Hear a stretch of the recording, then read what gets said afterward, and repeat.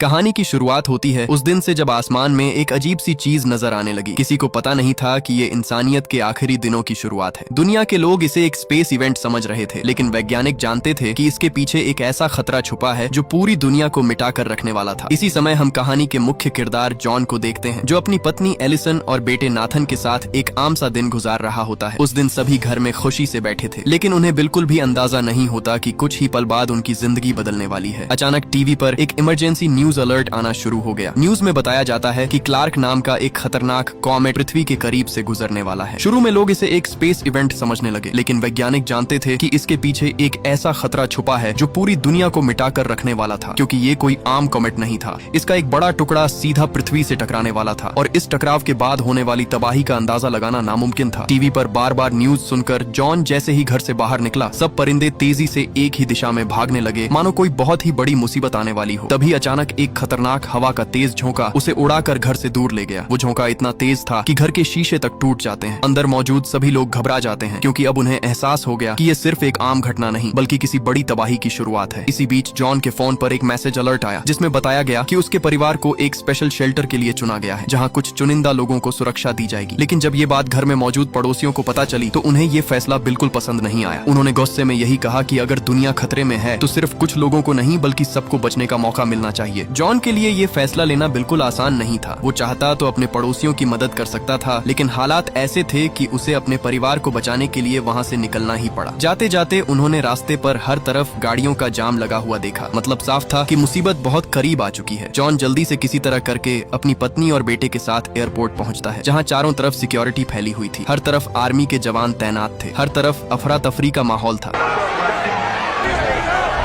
मुसीबत से बचने के लिए हर कोई शेल्टर की तरफ जाना चाहता था, मगर अंदर सिर्फ उन्हीं लोगों को जाने दिया जा रहा था जिन्हें शेल्टर के लिए चुना गया था। जॉन किसी तरह अपने परिवार के साथ अंदर पहुंच गया, लेकिन मुश्किल अभी खत्म नहीं हुई। उन्होंने जैसे ही अपना बैग खोला तो उसके अंदर नाथन की इंसुलिन की दवा गायब थी, जो गाड़ी के अंदर ही रह गई थी। दरअसल नाथन एक डायबिटिक पेशेंट था और उसके लिए इंसुलिन बहुत जरूरी थी। उसने अपनी पत्नी से कहा कि वो नाथन के साथ प्लेन में चली जाए और वो खुद जल्दी से दवा लेकर वापस आ जाएगा, लेकिन जॉन की पत्नी उसके बिना प्लेन में बैठने से मना कर देती है। उसने एक आर्मी ऑफिसर को बताया कि उसका पति उसके बेटे की दवा लेने गया है और वो दोनों उसका इंतजार करना चाहते हैं, लेकिन यहीं उससे एक बड़ी गलती हो जाती है। आर्मी के नियमों के मुताबिक किसी भी पेशेंट को शेल्टर के अंदर ले जाने की इजाजत नहीं थी। इसी वजह से आर्मी वाले जॉन की पत्नी और नाथन को अपने साथ वहां से कंट्रोल रूम में ले आए, जहां कंट्रोल रूम की इंचार्ज एक औरत मौजूद थी। उसने उन्हें प्लेन के अंदर बैठने से साफ मना कर दिया और कहा कि अब आप शेल्टर की तरफ नहीं जा सकते। कुछ देर बाद जॉन दवा लेकर वापस एयरपोर्ट पहुंच गया, मगर अब न उसे अपनी पत्नी दिखाई दी और न ही नाथन। घबराकर वो प्लेन के अंदर घुस गया और हर तरफ अंधों की तरह उन्हें ढूंढने लगा, मगर बदकिस्मती से वो दोनों उसे कहीं भी नहीं मिले। इसी बीच एक आर्मी ऑफिसर की नजर जॉन के हाथ में मौजूद इंसुलिन पर पड़ी। उस ऑफिसर ने उस दवा के बारे में पूछा तो आगे से जॉन ने बताया कि ये उसके बेटे के लिए है। उसे इन लोगों ने नहीं आने दिया, कहा किसी बीमार को नहीं लेंगे। ये सुनकर जॉन के रोंगटे खड़े हो गए। वो तुरंत प्लेन से बाहर निकलने के लिए भाग पड़ा, लेकिन तब तक बहुत देर हो चुकी थी। प्लेन का दरवाजा लगभग बंद होने को था, मगर उसकी बदकिस्मती अचानक पूरे एयरपोर्ट के बाहर हालात बिगड़ने लगे। सब लोग आर्मी के कंट्रोल से बाहर हो चुके थे। लोग हर हाल में अंदर घुसना चाहते थे। सब लोग अपनी जान बचाने के चक्कर में प्लेन की तरफ दौड़ पड़े। आर्मी उन्हें रोकने की पूरी कोशिश करने लगी, लेकिन भीड़ इतनी ज्यादा थी कि किसी के लिए कुछ कर पाना मुश्किल हो गया। इसी अफरा तफरी के बीच एक गोली सीधा एक आर्मी वाले को जा लगी। उस गोली की वजह से फ्यूल के पाइप से फ्यूल लीक होने लगा और देखते ही देखते अचानक वहां आग फैल गई। कुछ ही पलों में एक प्लेन भी इस तबाही की लपेट में आ गया, जिससे एक बहुत ही बड़ा धमाका हो गया। धमाका इस कदर जोरदार था कि वहां मौजूद किसी भी शख्स को जान बचाने का मौका तक न मिला और सबके सब वहीं पर जलकर राख हो गए। उधर जॉन की पत्नी भी वहां से जान बचाकर भाग रही थी। तभी उन्होंने ये सब देख लिया। अब जॉन के लिए अपनी पत्नी और बेटे तक पहुंचना और भी मुश्किल हो गया। कोई रास्ता न देखकर उसकी पत्नी ने एक मैसेज भेज दिया कि वो दोनों अपने पिता के घर जा रहे हैं। उधर चारों तरफ लोग अपनी जान बचाकर दूसरे प्लेन की तरफ दौड़ रहे थे। इसी बीच जॉन किसी तरह अपनी जान बचाते हुए वापस अपनी गाड़ी तक आ गया, लेकिन तब तक उसकी पत्नी वहां से जा चुकी थी। उसकी पत्नी का छोड़ा गया नोट देखकर वो समझ गया कि उसका परिवार कहाँ गया है। अब उसके पास सिर्फ एक ही मकसद था, किसी भी तरह अपनी पत्नी और बेटे तक पहुँचना। उधर जॉन की पत्नी अपने बेटे की दवा लेने एक मेडिकल स्टोर में चली गई। वो वहाँ से कुछ दवाइयाँ इकट्ठा कर ही रही थी कि अचानक उस स्टोर पर गुंडों ने हमला कर दिया। एलिसन किसी तरह अपनी जान बचाते हुए वहाँ खड़ी एक गाड़ी में बैठ गई। सफर के दौरान जब गाड़ी वाले को पता चला कि उन दोनों को शेल्टर के लिए चुना गया था, लेकिन बेटे की मेडिकल कंडीशन की वजह से उन्हें प्लेन में जगह नहीं मिल पाई, यहीं से उस आदमी को सब समझ आ गया। वो आदमी तुरंत गाड़ी से उतरा और जबरदस्ती जॉन की पत्नी को गाड़ी से उतार कर नीचे फेंक दिया, जबकि उसके बेटे नाथन को अपने साथ लेकर वहाँ से चला गया। दूसरी तरफ जॉन अपने परिवार तक पहुंचने की कोशिश कर रहा था, तभी आसमान से एक और कॉमेट धरती की तरफ गिर गया। उसके गिरते ही एक भयानक तबाही मच गई। हर तरफ लोग अपनी जान बचाकर इधर उधर भागने लगे, मगर जॉन किसी तरह वहां से बच निकला। रास्ते में उसे खुशकिस्मती से आर्मी का एक ट्रक मिल गया जो कनाडा की तरफ जा रहा था। वो बिना देर किए उस ट्रक में बैठ गया। सफर के दौरान उसकी मुलाकात एक आदमी से हुई जिसने उसे एक हैरान कर देने वाली बात बताई। उसने बताया कि दुनिया भर के कुछ चुनिंदा लोगों के लिए ग्रीनलैंड में एक अंडरग्राउंड शेल्टर तैयार किया गया है, लेकिन वहाँ हर किसी को जगह नहीं मिल पाई। सिर्फ उन लोगों को चुना गया जो आने वाली तबाही के बाद नई दुनिया को दोबारा खड़ा करने में मदद कर सकते हैं। तभी हमें पता चला कि जॉन पेशे से एक आर्किटेक्ट है। इसी वजह से उसका नाम भी उन लोगों की लिस्ट में शामिल किया गया। डॉक्टर, इंजीनियर और दूसरे एक्सपर्ट्स को भी इसीलिए चुना गया ताकि अगर इंसानियत बच जाए तो वो दोबारा सब कुछ शुरू कर सकें। लेकिन ट्रक में मौजूद एक और शख्स की नजर जॉन के हाथ में बंधे ब्रेसलेट पर पड़ गई। उसे समझ आ गया कि ये ग्रीनलैंड में एंट्री का पास है। लालच में आकर वो किसी भी तरह ये ब्रेसलेट जॉन से लेना चाहता था, मगर जॉन ने उसे साफ मना कर दिया। आगे से वो शख्स उसे धमकी देने लगा, लेकिन जॉन अपनी जिद का पक्का था। उसने साफ इनकार कर दिया। इसी वजह से दोनों के बीच हाथापाई शुरू हो गई। उस हाथापाई में ट्रक का संतुलन बिगड़ गया, जिससे सब लोग ट्रक से नीचे जा गिरे। गिरते ही कुछ लोग वहीं पर मारे गए, मगर खुशकिस्मती से जॉन उस हादसे में बच गया। उधर जॉन की पत्नी एलिसन सड़क पर खड़ी सब लोगों से लिफ्ट मांगती रही, मगर किसी ने उसे मुंह तक नहीं लगाया। इसलिए वो बिना देर किए खुद पैदल ही एयरपोर्ट की तरफ दौड़ पड़ी। दूसरी तरफ जॉन की पत्नी को लिफ्ट देने वाला आदमी जॉन के बेटे को लेकर एयरपोर्ट पहुंच गया। उसका गंदा प्लान था नाथन के ब्रेसलेट का फायदा उठाकर खुद और अपनी पत्नी के साथ शेल्टर में पनाह लेना। उसने आर्मी ऑफिसर से झूठ बोला कि भीड़ में उनके ब्रेसलेट खो गए और ये बच्चा उनका बेटा है। पहले तो आर्मी वालों ने उसकी बात मान ली, लेकिन तभी जॉन का बेटा तुरंत बोल पड़ा, ये मेरे पेरेंट्स नहीं है।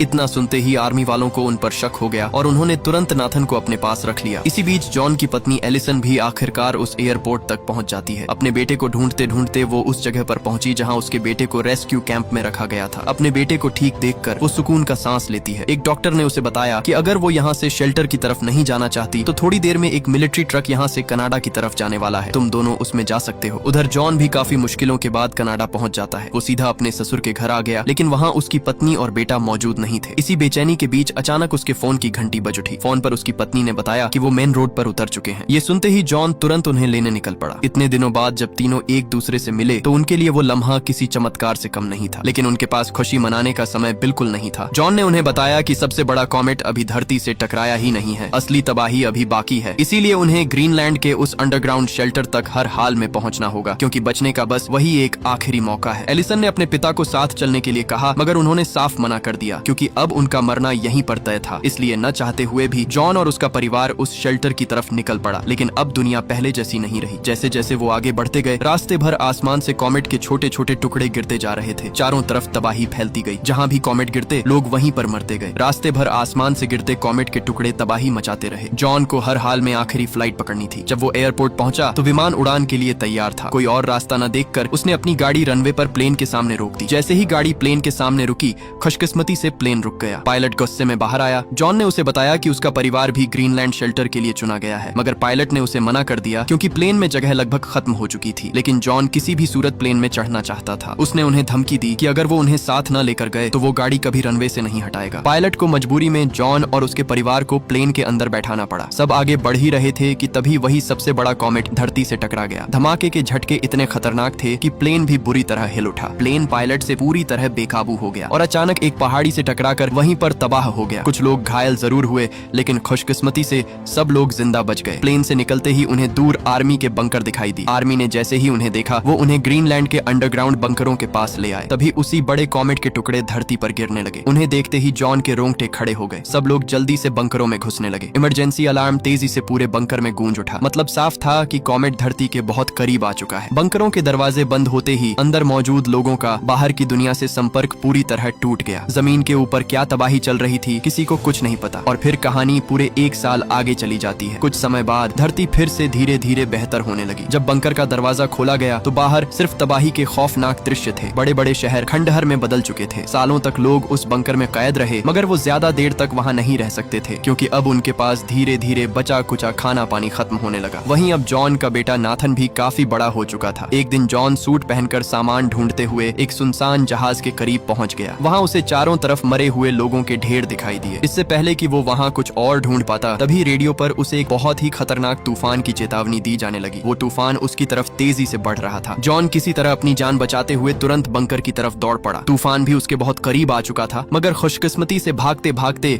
वो समय पर बंकर के अंदर पहुंच गया। कुछ समय बाद बंकर में दुनिया को एक बार फिर से खड़ा करने के लिए मीटिंग चल रही थी। तभी अचानक एक जोरदार भूकंप आ टपका। भूकंप इतना खतरनाक था कि पूरा बंकर जोरदार झटकों से हिल उठा। लोग अपनी जान बचाने के लिए इधर उधर भागने लगे, लेकिन किसी को भी भागने का मौका तक नहीं मिला। कुछ लोग वहीं पर मौत के घाट उतर गए। इस हड़बड़ी में जॉन अपनी पत्नी और बेटे को बचाते हुए वहाँ से बाहर भागने लगा। उसने जल्दी से बंकर का दरवाजा खोला और मौके पर ही वहाँ से निकल गया। जैसे ही सब लोग बाहर आए, वो बंकर अंदर से पूरी तरह तबाह हो गया। बाहर निकलते ही हर तरफ अफरा तफरी मच गई। कुछ लोगों के पास ऑक्सीजन मास्क थे, जबकि कई लोग बिना मास्क के ही अपनी जान बचाने के लिए समुद्र की तरफ भाग पड़े। सब लोग समुद्र में खड़ी कश्तियों की तरफ दौड़ने लगे, क्योंकि अब वही उनके पास बचने का आखिरी मौका था। जॉन भी अपने परिवार को लेकर सीधा समुद्र में कूद पड़ा। जॉन जैसे ही समुद्र में कूदा, कुछ लोगों ने उसका मास्क छीन लिया, मगर किसी तरह वो अपने परिवार के साथ एक कश्ती के अंदर घुस गया। मौके पर उन्होंने दरवाजा तुरंत बंद कर दिया। खुशकिस्मती से उनकी कश्ती समुद्र में उतर गई। जैसे ही वो आगे बढ़ने लगे, अचानक एक बेहद खतरनाक तूफान की ऊंची लहरों ने किनारे पर मौजूद लोगों को अपनी लपेट में ले लिया। उनकी कश्ती बड़ी मुश्किल से इस तबाही से बच निकल पाई। 2 दिन तक समुद्र में भटकने के बाद अब उनकी कश्ती का इंजन भी धीरे धीरे जवाब देने लगा था। लेकिन राहत की बात ये थी कि वो अब भी आगे बढ़ने के काबिल थी, क्योंकि इन कश्तियों को बनाया ही इस तरह गया था कि समुद्र की खतरनाक लहरें भी इनका कुछ नहीं बिगाड़ सके। रात को जॉन का बेटा नाथन आसमान में अब भी कई कॉमेट्स देख रहा था, जो धरती की तरफ बढ़ रहे थे। इससे साफ था कि धरती का खतरा अभी पूरी तरह खत्म नहीं हुआ। आखिरकार कई दिनों के सफर के बाद वो समुद्र के किनारे पहुंच गए। किनारे पर पहुंचकर पहले तो सबको लगा कि पूरा लंदन बच गया होगा, लेकिन ध्यान से देखने पर सबके रोंगटे खड़े हो गए, क्योंकि पूरा का पूरा वो शहर पानी में डूब चुका था। अब वो समुद्र में नहीं, बल्कि पूरे लंदन के ऊपर तैर रहे थे। खाने की तलाश में थोड़ा आगे बढ़ने पर उन्हें और भी बहुत सारे लोग मिल गए। इससे सबको अंदाजा हो गया कि आसपास और भी कई बंकर जरूर मौजूद हैं। कुछ ही देर बाद वो उस बंकर के करीब पहुंच जाते हैं। जॉन की पत्नी ने तुरंत अपना ग्रीनलैंड पास दिखाकर अंदर जाने की कोशिश की, लेकिन जॉन और उसके बेटे का पास गुम हो चुका था। इस वजह से उन्हें अंदर जाने से रोक दिया गया। सब लोग चिल्लाने लगे, मगर वहाँ मौजूद किसी के पास भी अपना पास नहीं था, इसीलिए किसी को भी अंदर नहीं जाने दिया गया। इसी भीड़ में जॉन का दोस्त, जो डॉक्टर था, उसने भी अंदर जाने की कोशिश की, लेकिन सबूत न होने की वजह से एक आर्मी वाले ने उसे वहीं पर गोली मार दी और वो बेचारा वहीं ढेर हो गया। इससे पहले कि सब बंकर के अंदर जा पाते, अचानक वहाँ एक और बेहद खतरनाक तूफान आ गया। अपने सामने कोई और मौका न देखकर जॉन तुरंत वहाँ से भाग निकला। खुशकिस्मती से एक आदमी ने उन्हें लिफ्ट दे दी, लेकिन मुश्किलें यहीं खत्म नहीं हुई। अचानक रास्ते में आसमान से कई कॉमेट्स का झुंड उनकी तरफ बढ़ने लगा। सब लोगों ने वहाँ पेड़ों को कसकर पकड़ लिया, मगर वो आदमी अपनी गाड़ी को बचाने के लिए उसकी तरफ दौड़ पड़ा। जैसे ही वो गाड़ी के पास पहुंचा, एक कॉमेट उसके साथ टकरा गया। उसकी गाड़ी के साथ साथ वो भी वहीं पर जलकर राख बन गया। इसके बाद जॉन अपने परिवार को साथ लेकर लंदन में अपनी आंटी के घर पहुंच गया। उनके साथ एक औरत भी थी जो डॉक्टर थी। हैरानी की बात ये थी कि जॉन की आंटी अभी भी जिंदा थी। दरअसल उनके घर के नीचे एक बंकर बना हुआ था। बंकर की वजह से वो अब तक बची हुई थी। वहाँ और भी कई लोग मौजूद थे। इतने दिनों बाद एक सुरक्षित जगह मिलने पर सबने सुकून की सांस ली। जॉन ने अपनी पत्नी को वो सच बताया जिसने उसे अंदर से पूरी तरह तोड़ दिया। उसने कहा कि उसके शरीर के अंदर रेडिएशन फैल चुका है और अब उसका बचना लगभग नामुमकिन है। इसलिए वो चाहता है कि मरने से पहले अपने परिवार को उस जगह तक पहुंचा दे जहां पहला कॉमेट गिरा था। उसका मानना था